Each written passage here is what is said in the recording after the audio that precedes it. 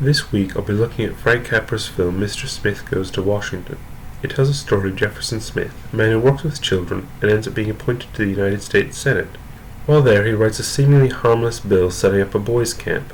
Unfortunately, the land he wants for the camp is wanted for another purpose by certain powerful corrupt senators. When Mr. Smith discovers the corruption, he becomes determined to fight it.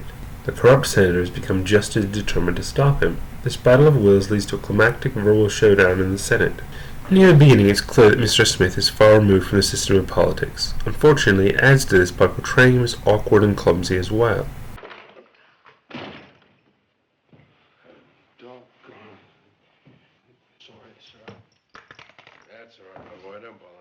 When Mr. Smith first arrives in Washington, he takes an impromptu tour of the city's political sites. We see the texts on various monuments.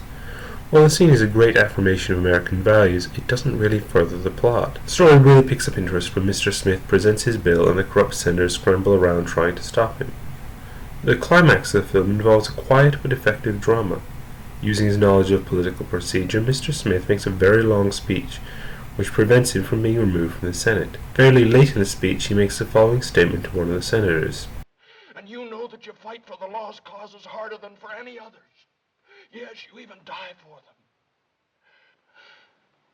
Like a man we both knew, Mr. Payne. The man Mr. Smith is referring to is his father, who was the subject of a conversation with that senator earlier in the film. Champion of lost causes.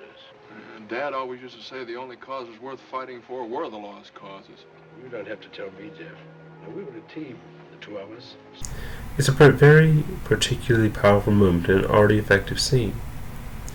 The film illustrates you don't need a CGI-laden spectacle or a gigantic battle to create a compelling climax to a narrative.